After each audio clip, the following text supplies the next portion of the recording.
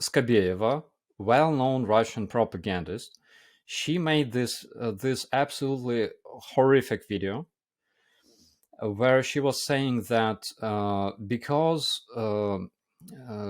Germany don't have a supply of gas from Russia, they are freezing, and people in the UK have to use their heaters to heat up the food, and women in Cardiff they're forced to do prostitution to survive. And I was like, why Cardiff? Like, what's wrong with Cardiff? My name is Andrew. Most people on the internet know me as Operator Starsky. I'm a press officer of the Rapid Response Brigade of the National Guard of Ukraine, called the Frontier. So, how do you feel knowing that it's been a year since the invasion started? It feels like as if it's 385th of February still to me, and I think to different Ukrainians, because this war basically stole 1 year of our lives here in Ukraine. But on the other hand, even though it's a big tragedy for every Ukrainian, but it brought us some beautiful things, like friends around the world, like people supporting us. I think that is important. What's morale like among Ukrainians at the moment? It didn't change much, because we're fighting for our survival. The difference between Russians and Ukrainians is that Russians are fighting for their ambitions, for their imperialistic ambitions, uh, nothing else. And here in Ukraine, we are fighting to be able to live, to be able to see our kids being alive and things like that. That's why we don't have other choice but to fight. And if you could think back to yourself a year ago or even 6 months ago when we spoke to you, do you think that you would still be here now with the conflict still ongoing? It's a difficult question because, uh, what we want is to see Ukrainian victory tomorrow. Okay, we want to see the end of this war basically tomorrow. But the reality is there's still a lot of work to do. Russians keep bringing their mobilized troops to Ukraine. The only possible way to deal with them is to physically eliminate hundreds of thousands of Russian troops. And we realize that it's a hard work, actually, that we have to accomplish. Did you listen to Putin's speech the other day and what were your thoughts on it? Seriously, I didn't see it. I mean, I had much more important things to spend my 2 hours of my life for. A lot of Ukrainians didn't listen to it because we don't care what he says at all. As our president Zelensky once said, he's nobody. This second wave of invasion, what do you think's going through his head? Do you think this is an act of desperation, or do you think this is some newfound strength he's found? Half of the Russian tanks have gone. Currently, Russian military potential decreases every day dramatically. They lost 50% of their tanks, as you said, and they lost a lot of their armored vehicles, even though they still have quite a few of those, but still. Recently, we saw Russians bringing BTR-50 from their storages. It's like it's a very old stuff, and uh, that army, that professional army that invaded Ukraine 1 year ago, that spent almost 1 year training in Belarus, it's wiped out. It ceased to be, so to say, and currently they have much worse quality of their personnel. They're mobilizing people who have absolutely zero motivation to fight, and they die in huge numbers from what we see from every day's reports of our general staff. Also, Ukraine receives new weapons, new tanks every single day. Russians have their shells almost completely depleted in a year, and Ukraine receives new shells, hundreds of thousands of shells. Our artillery has now longer range, better precision. Our soldiers have much more experience. And this is very important because they received a lot of experience training at the territory of our partner countries. Um, and we see, like, we can already predict the result, the outcome of all this. So it's very clear to us that Russians will not be able to win this war, even if they bring like 5 million people to the front lines, because they are unable to supply those people, to provide them with vehicles, with enough vehicles. And yesterday, for example, we successfully deflected 90 Russian attacks in 5 different areas of Ukraine, and to me, it looks like a record actually. But we can make a conclusion that every single time they throw those men into attacks without support from their tanks.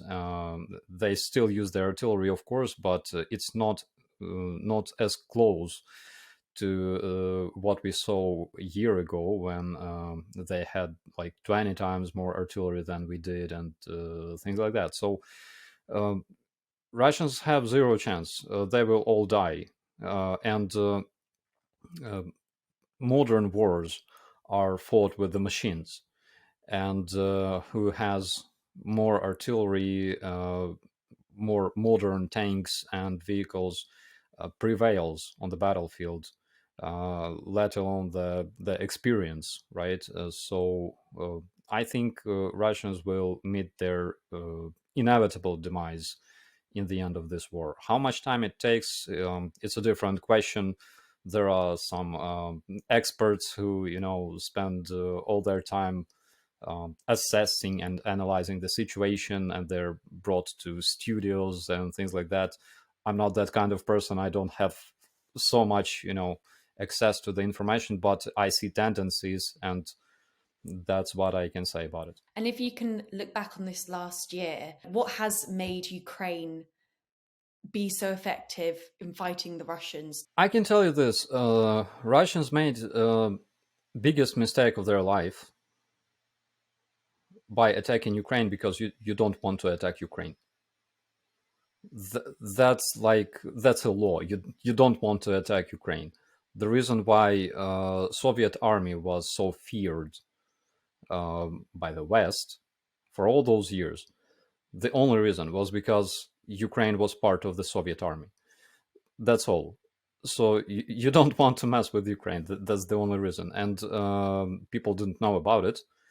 We kept it a secret, of course.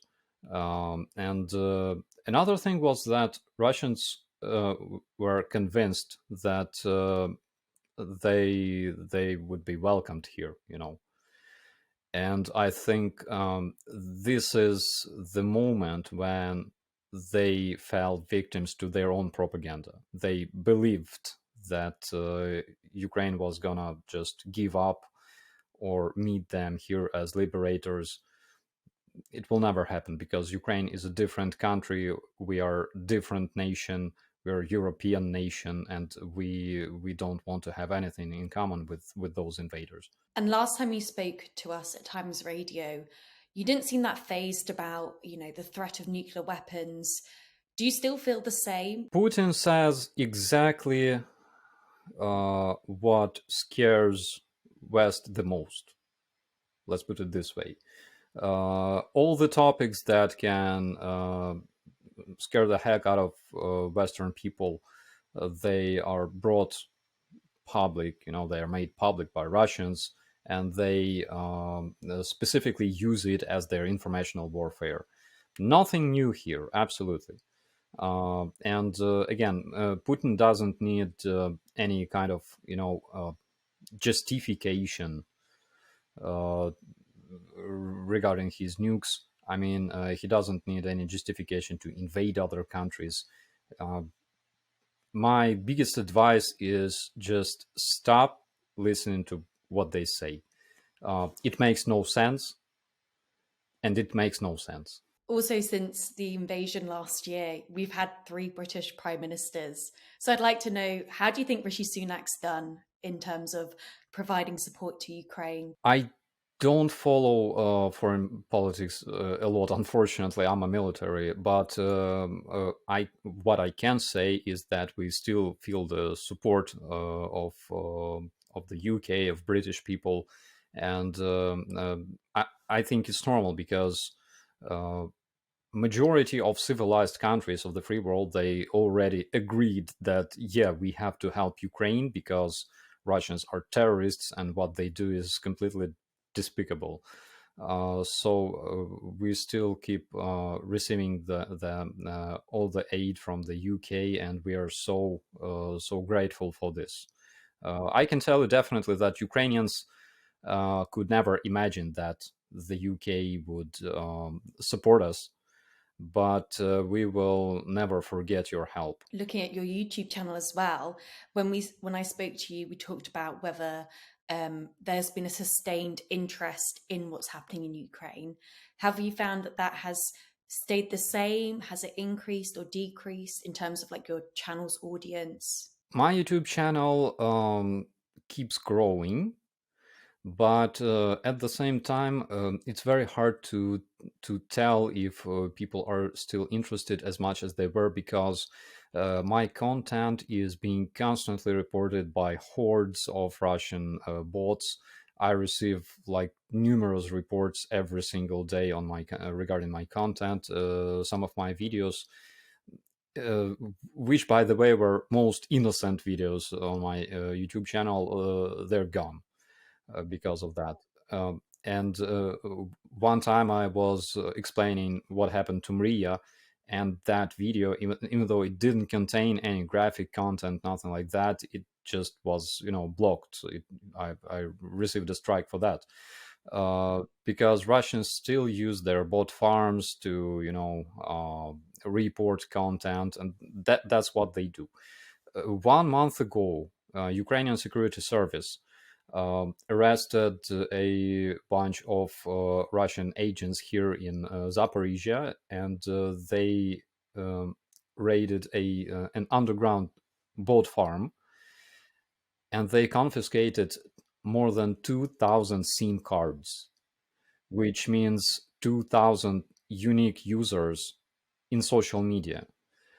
So they still keep this informational warfare running, but the problem is, I unfortunately, because of those reports, I cannot tell you if if I cannot analyze the situation much. On the other hand, every time I have streams, I have more than 2,000 people at once watching my streams, and I can make a conclusion that we still have very, very strong supportive audience. So at least the number of our supporters doesn't go down, doesn't decrease. Do you think that like social media sites are doing enough to tackle Russian bots? Sometimes they do, sometimes they don't. As for Twitter, for example, we know that Russian propagandists are buying the verification badges, which means that their publications have like benefits. So it only depends on who's running the social media, which is very, very bad. Uh, I think that we still have to do more regarding this because Russians like to exploit democratic values and things like freedom of speech because they're terrorists, and when they use social media that you know you can use to express yourself, when they use them as a weapon, as informational weapon, we have to be very careful not to repress people's freedom of speech, but at the same time to be able to react to this threat because Russians use social media as a weapon a lot, and we gotta consider this. We gotta think how can we counter those actions. Because last time we talked about infected birds and other forms of propaganda that you were trying to tackle at the time. So, do you have any new, interesting, I don't know, strains of Russian propaganda that you've been trying to tackle at the moment? Oh my God, you reminded me of this. So, Skabeyeva, well-known Russian propagandist, she made this absolutely horrific video where she was saying that because Germany don't have a supply of gas from Russia, they are freezing, and people in the UK have to use their heaters to heat up the food, and women in Cardiff they're forced to do prostitution to survive. And I was like, why Cardiff? Like, what's wrong with Cardiff? And of course satanists. Yeah, I think that was like one of the um, craziest fakes that they produced, was that they found some position of Ukrainian artillery unit that was doing satanic rituals. Yeah, so now we're satanists as well. Do you think that, in terms of the international community, do you think that currently they're doing enough to help support Ukraine? I will be a bit critical, because uh, during the Budapest meeting, right? Ukraine agreed to give up 1,700 nuclear warheads. How many tanks can you trade for a single nuclear warhead? That's a good question. Let alone 1,700, right? So what we see in Ukraine is nothing like security guarantees. We don't have a lot of security here nowadays, and I think that the amount of vehicles we received in a year, comparing to 1,700 nuclear warheads, mm, it's not a comparable number. But at the same time, we understand that the situation is very difficult for Western countries as well, because they need to uh, bring tanks instead of those tanks that they ship to Ukraine. They have to replace them with the other tanks and things like that, because NATO also needs to keep, its integrity, right?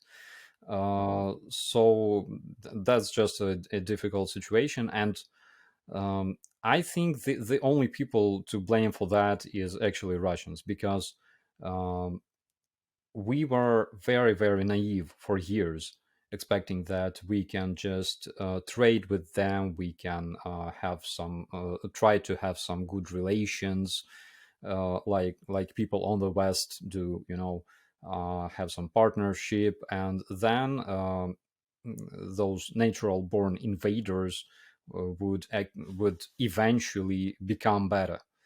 Um, and you it doesn't work like that with countries, with regimes that don't respect democracy and our European values. It never works like that.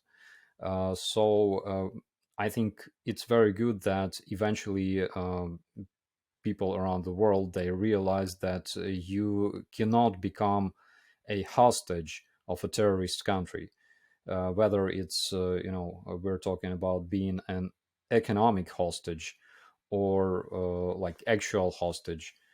You don't do that. You have to have your national security. You have to have your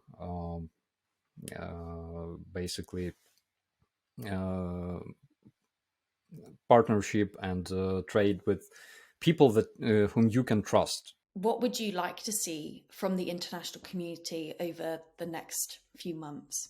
Over the next few months, I would like to see more weapons brought to Ukraine because Ukrainians want to leave. We want to raise our kids and have a peaceful life. The only way to do this is to eliminate the invader, eliminate the terrorists. So I would like to see more weaponry and more vehicles brought to Ukraine, more long-range weapons, and of course continue. I want to see our partners to continue to train our personnel abroad because that experience is very, very important for Ukrainian soldiers. I can tell because my brigade was trained by NATO specialists since 2016.